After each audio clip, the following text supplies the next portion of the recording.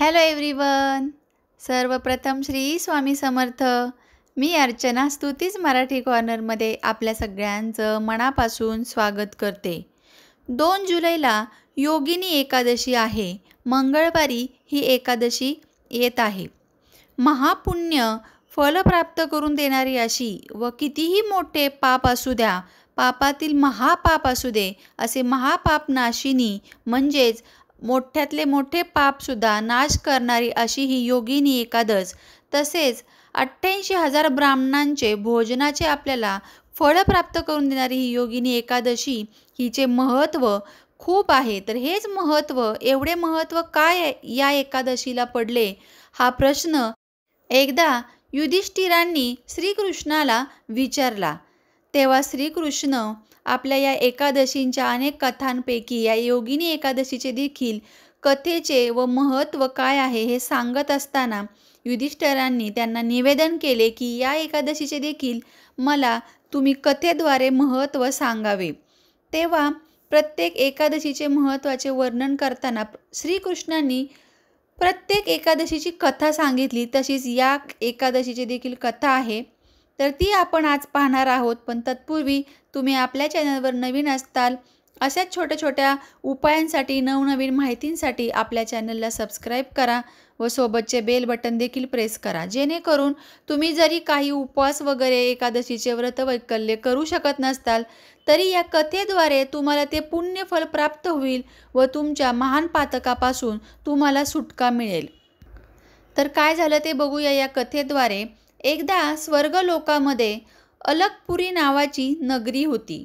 म्हणजे अलकपुरी नावाची जी नगरी आहे तिथे कुबेर राजा राहत होते, जे देवतांचे कोषाध्यक्ष होते. कुबेर हे महान शिवभक्त होते व शिवशंकरांची नित्य नियमाने ते पूजा करत असे. रोज पूजापाठ एका विशिष्ट वेळीच ते करत असे व या पूजेसाठी लागणारे सर्व साहित्य ते अगोदर जमवून ठेवत असे व फुलांसाठी, या पूजेला लागणाऱ्या फुलांसाठी ती व्यवस्था व्हावी फुलांची, यासाठी त्यांनी होम नावाच्या एका माळ्याची व्यवस्था केली होती. या माळ्याचे असे काम होते की रोज त्याला मानसरोवरातून छान छान फुले आपल्या भगवान शिवशंकरांच्या पूजेसाठी घेऊन येणे व ते राजा कुबेराला देणे, हे त्याचा नित्यनियम होता व हे त्याचे काम होते व हे काम तो नेहमी व्यवस्थितपणे पार पाडत असे. या माळ्याला एक पत्नी देखील होती. त्या पत्नीचे नाव होते विशालाक्षी. ही विशालाक्षी अशी होती की दिसायला खूप सुंदर आणि रूपवान होती व तो नेहमी आपले कामं वगैरे आटपायचा. पण त्याला आपल्या पत्नीचा खूप मोह होता, कारण हा एक यक्ष होता. हा हेममाली जो यक्ष होता, त्याला आपल्या पत्नीचा मोह असल्यामुळे तो एके दिवशी मानसरोवरातून फुले तर त्याने आणली, पण ती फुले तो कुबेर राजांना देण्याऐवजी तो डायरेक्ट घरी गेला व आपल्या पत्नीसोबत वार्ताविलाप करत राहिला. हसण्यात, मस्करी करण्यात त्याचा वेळ तिथे जाऊ लागला. हास्यविनोद करता करता, बोलता बोलता तो विसरून गेला की मला कुबेर राजांना पूजेसाठी फुले द्यायची आहेत. इकडे कुबेर देवता त्या फुलांसाठी त्याची वाट बघत होते व त्यानंतर त्यांनी आपल्या सेवकांना आज्ञा दिली की बघून या तुम्ही की हा माळी अजून का नाही आला, त्याने फुले का बरं नाही आणलेली. तर सेवक जाऊन बघतात तर इकडे हा माळी आपल्या पत्नीसोबत हास्यविलाप करण्यात मग्न होता व हे जाऊन त्या सेवकांनी राजाला सांगितले. तेव्हा राजाला खूप राग आला व त्याला बोलवून आणा असं सांगितलं. तो थरथर थरथर कापत राजाजवळ आला. राजा अत्यंत चिडलेला होता व आपल्या देवांचे देव असे महादेवांच्या पूजेसाठी लागणारी फुले वेळेवर न मिळाल्यामुळे त्यांचा राग खूपच अनावर झाला होता.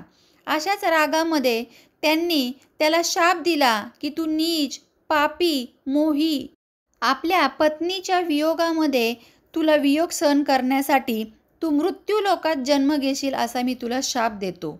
व त्यासोबत आणखी एक शाप दिला, पृथ्वीवर तू जाताच तुला कुष्ठरोग होईल व तू कोडी बनशील आणि तू दरबतर इकडे तिकडे भटकत राहशील. तर तसेच झाले. माळी पृथ्वीवर जाऊन पडला, त्याचा तिथे जन्म झाला व तो कोडी झाला. पृथ्वीवर त्याला असंख्य दुःखांचा, यातनांचा सामना करावा लागत होता. कुष्ठरोगाने असा पिडलेला त्याला अन्न पाणी मिळत नसे व रात्रभर झोप देखील येत नसे. एके दिवशी तो फिरत फिरत भटकत एका ऋषीजवळ जाऊन पोचला. तर ते मार्कंडेय ऋषी होते. मार्कंडेय ऋषींचे त्याला दर्शन झाले व तो खूप आनंदी झाला. तिथे गेल्यानंतर त्याने त्या ऋषींना नमस्कार केला व तो देखील एक शिवभक्त होता. यामुळे त्याला पूर्वजन्माची सर्व हकीकत तिथे आठवू लागली व त्याच्या लक्षात आली. मार्कंडेय ऋषींनी त्याला विचारले, तुझ्या या अशा कुष्ठरोगाचे तुला काय तू पाप केले म्हणून तुला हे भोगायला आलेले आहे. तेव्हा त्याने सर्व हकीकत त्यांना सांगितली. यावर मार्कंडेय ऋषींनी त्याला एक उपाय दिला. उपाय म्हणून त्याला एक व्रत करायला सांगितले. तेच हे योगिनी एकादशीबद्दलचे व्रत. या एकादशीबद्दल सर्व विधिवत माहिती सांगितली व तू जर हे व्रत अगदी विधीपूर्वक मनोभावे करशील तर तुझी समस्त पापांपासून मुक्तता होईल. असे हे महान व्रत आहे असं सांगितलं त्या ऋषींनी व त्या ऋषींना नमस्कार करून तो माळी तिथून निघून गेला. तो खूप खुश झाला की तो हे व्रत करणार आहे म्हणून. मग तो विधीपूर्वक हे व्रत करतो, उपवास करतो व पृथ्वीवरील सगळ्या संकटांपासून कष्टापासून त्याची सुटका होते व तो पुन्हा स्वर्गलोकात पोहोचतो. अशी ही कथा होती.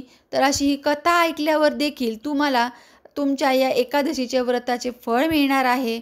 म्हणून ही कथा जेवढी जमेल तेवढी जास्तीत जास्त तुमच्या फ्रेंड्स आणि फॅमिलीमध्ये शेअर करा व त्यांना देखील हे पुण्य मिळू देत.